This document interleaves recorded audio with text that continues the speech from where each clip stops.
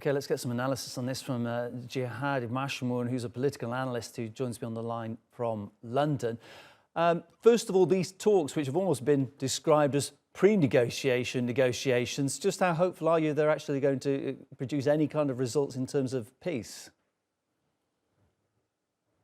Thank you for having me. Absolutely, that's a good question. That's because so far there's 6 to 7 truths that have been broken, ceasefires that have been broken so far, showing that both sides are not serious into making any commitments to stopping the fighting.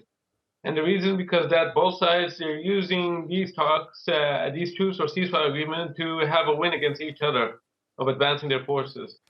Now, what I'm sensing from what's happening with the leaders accepting the talks in Jeddah is that they're getting a sense of pressure from the international community, particularly the US, which of course matters heavily in their calculation, and Saudi Arabia. That matters for both Lieutenant General Abdel Fattah al-Burhan, the commander-in-chief of the Sudanese Armed Forces, and Lieutenant General Mohammed Hamdan Dagalo Hameti, the commander of the Rapid Support Forces. And Saudi Arabia is a regional ally for the US and supports both sides, Burhan and Hameti, if I may add. So that's why it's important. Now, here I have to emphasize, like you mentioned, that was mentioned earlier in the show, that it's mostly focused on humanitarian corridors. That's how the military perspectives are seeing it, not negotiations to end the settlement between both sides. And I would like to further emphasize is that they're entering these negotiations to also have a win against one another. As far as my knowledge, Hameti himself actually, if you look back in the first days of the conflict, he said he would not negotiate with Burhan or unless there are other commanders who he'll negotiate with, but not a Burhan. Then later, when he realized that the Sudanese armed forces absorbed the shock the rapid support forces were doing, he's like, I'm open to talks with Burhan, provided that he stops this. So you can see that there's a lot of manipulation of facts, changing of control over the land on the battlefield, sorry, and a lot of regional actors being involved now, international regional actors. I mean, it's extremely difficult to even know what's going on the ground. There are, a few reporters. We've spoken to someone on the ground there. Very hard to know the truth. For example, would it be a good step to get independent observers down there to establish who is to blame when any kind of ceasefire is established and it gets inevitably broken? Absolutely. I mean, it's hard to say who exactly is controlled. That one night, for example, you'll find the rapid support forces controlling an area in Khartoum, and then in the morning they're gone and the army is in control.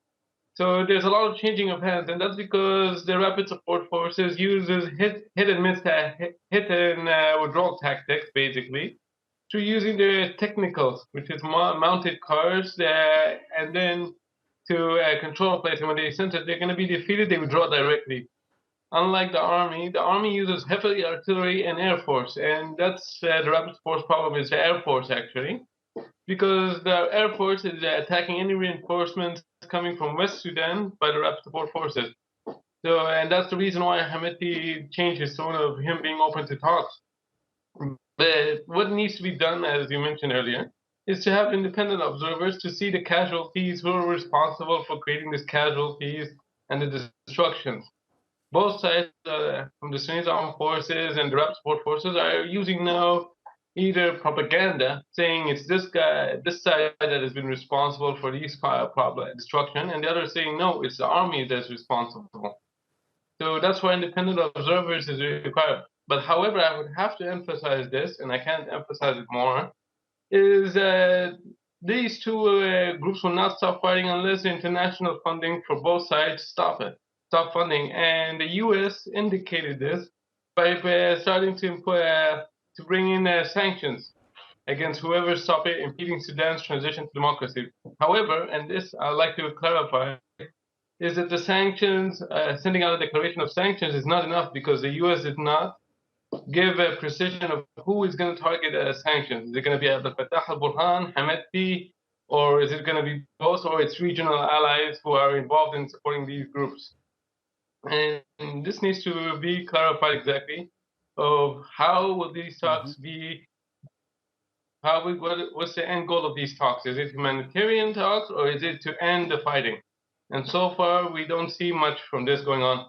Jihad, we'll have to wrap it up there. Thanks so much for your time. My guest is political analyst Jihad Mashamoun. Thank you. Thank you for having me.